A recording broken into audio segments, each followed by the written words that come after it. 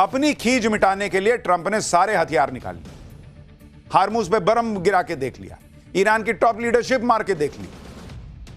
क्या हुआ? युद्ध खत्म हुआ। कल ही इजराइल ने ईरान के national security chief Ali Larijani को ढेर कर दिया। आज इजराइल ने ईरान के इंटेलिजेंस मिनिस्टर को मार दिया। इजराइल ने बताया कि पिछली रात उसने एयर स्ट्राइक में इंटेलिजेंस मिनिस्टर इस्माइल खतीब को खत्म कर दिया है। साल 2021 में इस्माइल खतीब ईरान के इंटेलिजेंस मिनिस्टर बने थे। खतीब ईरान की मिनिस्ट्री ऑफ इंटेलिजेंस को संभाल रहे थे।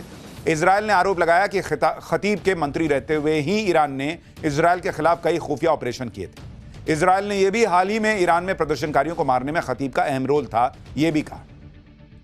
इससे पहले कल इजराइल ने ईरान के national security chief Ali Larijani को ढेर किया था। जिस वक्त अली लारिजानी पर हमला हुआ वो तेहरान के बाहरी इलाके करज के परदीस में अपने परिवार के साथ थे। इस हमले में अली लारिजानी और उनके बेटे डॉक्टर मोर्जता लारिजानी की मौत हो गई। लारिजानी और उनके बेटे के ताबूत को ईरान में सार्वजनिक तौर पर दिखाया गया। 17 दिन पहले ईरान के सुप्रीम लीडर अयतुल्ला अली खमनेई को टारगेट किया गया था। उसके बाद से ईरान की टॉप लीडरशिप को नहीं छुआ गया था, लेकिन अब फिर से टॉप लीडरशिप को मारा जा रहा है। इससे यही सवाल उठ रहे हैं कि क्या यह युद्ध की कोई रणनीति है, या फिर ऐसा इसलिए किया जा रहा है कि कोई ट्रंप समझ रहे हैं कि ईरान में कोई रिजीम चेंज नहीं होने वाला। ट्रंप समझ गए कि ईरान ना बातचीत करने के मूड में है, ना सरेंडर करने के मूड में है। क्या इसी वजह से ईरान पर प्रेशर बनाने के लिए उनकी टॉप लीडरशिप को खत्म किया जा रहा है? क्या युद्ध को जल्दी निपटाने के लिए ताबड़तोड़ किलिंग हो रही है? जिस तरह से ईरान की टॉप लीडरशिप पर हमले हो रहे हैं, उसके बाद सवाल यह भी है कि क्या अगला नंबर मुस्तफा खामनेई का है, क्योंकि मुस्तफा खामनेई अब ईरान के नए सुप्रीम लीडर हैं।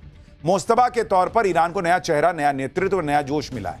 इस जोश को ठंडा करने के लिए ट्रंप मुस्तफा को भी टारगेट कर सकते हैं। उधर इजराइल यह दावा कर रहा है कि अभी तो कई और सरप्राइज बचे हुए हैं। ट्रंप शायद इस गलतफहमी में है कि अगर वो ईरान की टॉप लीडरशिप को मारते चले जाएंगे, मुस्तफा खामनेई को भी उड़ा देंगे, हॉर्मुज स्ट्रेट को खुलवा देंगे, खार्ग आइलैंड पर कब्जा कर लेंगे, तो ईरान को हरा देंगे। लेकिन ईरान अलग लेवल पर है बॉस।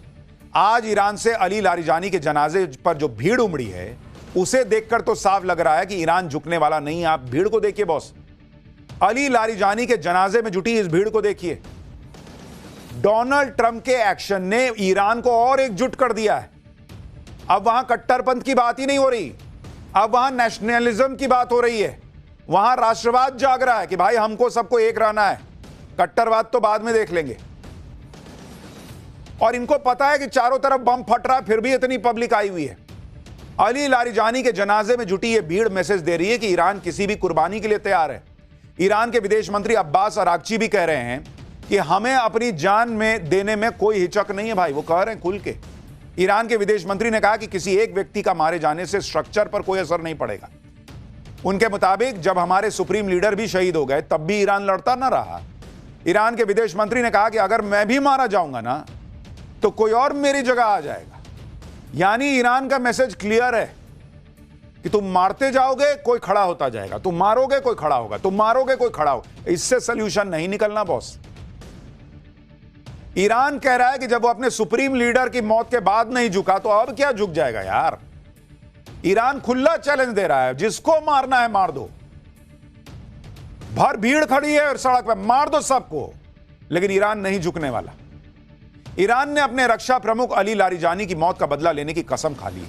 IRGC यानी ईरान रेवोल्यूशनरी गार्ड कॉर्प्स ने इजराइल पर मिसाइल हमलों की 61वीं लहर का ऐलान कर दिया। IRGC ने कहा है कि वो लारिजानी की मौत को ना भूलेंगे, ना किसी को भूलने देंगे। और जब तक इजराइल से खूनी बदला नहीं ले लिया जाता, तब तक IRGC का एक भी गार्ड चैन से नहीं बैठेगा। IRGC ने कहा है कि इस तरह के एक्शन इस्लामी गणराज्य की स्वतंत्रता, आजादी, क्षेत्रीय अखंडता, ईरान की रक्षा के रास्ते में बाधा नहीं बनेगी।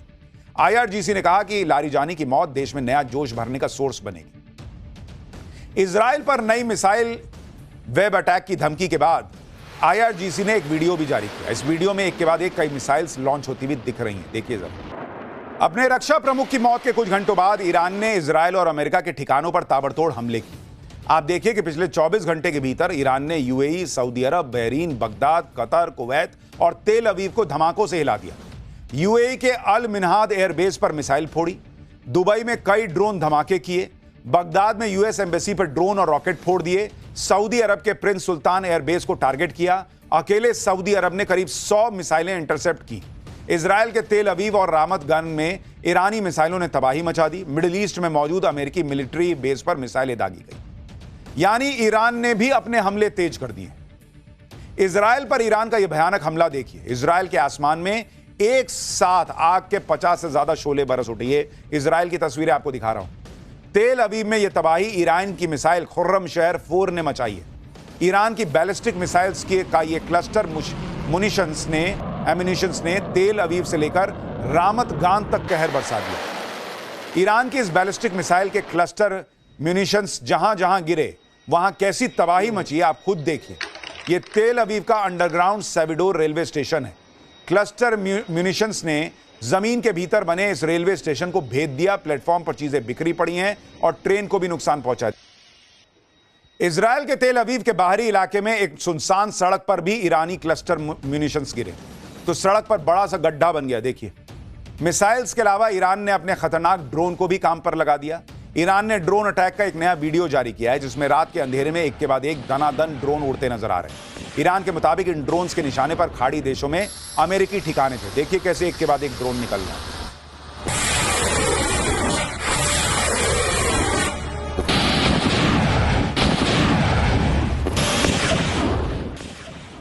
इजराइल के डिफेंस सिस्टम को छकाते हुए ईरान की मिसाइल तेल अवीव में एक अपार्टमेंट पर जा गिरी, जिसके बाद पूरे इलाके में कोहराम मच गया। अपार्टमेंट के कई फ्लोर पर आग लग गई। पार्किंग में खड़ी कई गाड़ियां जल गई।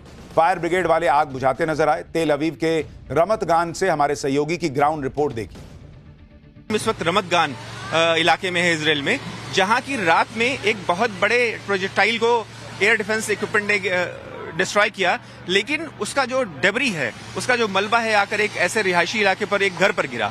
आप देख सकते हैं जो बालकनी वो पील आउट हो गई है, बिखर कर बाहर आ गई और जिसका पूरा मलबा नीचे गिरा हुआ था। और इसमें एक हादसा हुआ जिसमें कि 2 बुजुर्ग व्यक्ति जिनकी उम्र लगभग 70 साल थी, उनकी मृत्यु हो गई है। और जब हम यहाँ पहुंचे तो एडमिनिस्ट्रेशन के लोगों ने इस पूरे इलाके को चारों ओर से घेर लिया था और अभी बहुत सारे यूनिफॉर्म्स के लोगों को भी इस इलाके में बुलाया गया है, और जो कि करीब 10 मिनट पहले यहाँ सारे आए हैं। और उसी अभी और आगे आप देखेंगे कि एडमिनिस्ट्रेशन का जो लोग हैं वो इस इलाके से टेलटेल साइन को भी हटा रहे हैं। और कार पे आप देखें तो जो शीशा जिस तरह से बिखरा हुआ है। और इजराइल पर एक तरफ ईरानी मिसाइलें कहर बनकर बरस रही हैं, दूसरी तरफ हिजबुल्लाह भी हमले कर रहा है। यानी इजराइल एक साथ दो तरफा हमले झेल रहा है। ईरान के प्रॉक्सी कहे जाने वाले हिजबुल्लाह ने नया वीडियो जारी किया है। इस वीडियो में हिजबुल्लाह इजराइल पर दनादन मिसाइल्स दाग रहा है। हिजबुल्लाह का दावा है कि हमले इजरायली मिलिट्री बेस को निशाना बनाकर किए गए। यानी ईरान की टॉप लीडरशिप मर भी रही है, लेकिन ईरान नहीं रुक रहा। उधर इजराइल भी रुकने का नाम नहीं ले रहा। इजराइल के पीएम बेंजामिन नेतन्याहू खुद सामने आ गए और ईरान की टॉप लीडरशिप को खत्म देने का ऑर्डर देने लगे। नेतन्याहू के नए वीडियो और नए बयान से वो बात भी पुख्ता कर दी हो गई जो बात हमने आपको पाठशाला में पहले दिन बताई थी कि नेतन्याहू की मौत के बारे में जो अफवाहें सोशल मीडिया पर चल रही हैं वो सारी गलत हैं। और देखिए पाठशाला में जो बताया वो सही साबित हुआ। ईरान युद्ध में आगे क्या होगा, कितना लंबा ये युद्ध चलेगा, ट्रंप जो चाहते हैं वो होगा कि नहीं होगा, इसके बारे में कोई कुछ नहीं कह सकता। लेकिन इसके बीच एक बड़ी हलचल पाकिस्तान को लेकर मच गई, जिसमें मुनीर को बहुत बड़ा झटका लगने वाला है, क्योंकि पाकिस्तान को लेकर अमेरिका की इंटेलिजेंस चीफ तुलसी गबार्ड ने बहुत बड़ा बयान दे दिया। तुलसी गबार्ड ने क्या कहा है वो आपको बताऊंगा, लेकिन आप ये भी देखिए कि आज ही तुलसी गबार्ड का पाकिस्तान को लेकर बयान आया और आज ही भारत में अमेरिका के राजदूत सर्जियो गोर और भारत के एनएसए अजीत डोवाल के बीच एक अहम मीटिंग हुई। इसकी जानकारी सर्जियो गोर ने खुद सोशल मीडिया पर दी है। सवाल उठ रहे हैं कि भाई अमेरिका के राजदूत और भारत के राष्ट्रीय सुरक्षा सलाहकार अजीत डोवाल क्यों मिले हैं। इस बीच सर्जियो गोर ने अजीत डोवाल के साथ मीटिंग के बाद क्या कहा, कौन सी बात हुई वो बताऊं उससे पहले तुलसी गबार्ड ने क्या कहा है जिससे पाकिस्तान को बड़ा झटका लगा वो देखिए। अमेरिका के इंटेलिजेंस चीफ तुलसी गबार्ड ने अमेरिकी संसद में एक ब्रीफिंग में कहा कि पाकिस्तान उन देशों में है जो अमेरिका के लिए एटमी खतरा है। तुलसी गबार्ड ने उन देशों में ईरान, चीन, रूस और नॉर्थ कोरिया का नाम लिया, लेकिन साथ में खतरे के तौर पर पाकिस्तान को भी जोड़कर बड़ी बात कह दी।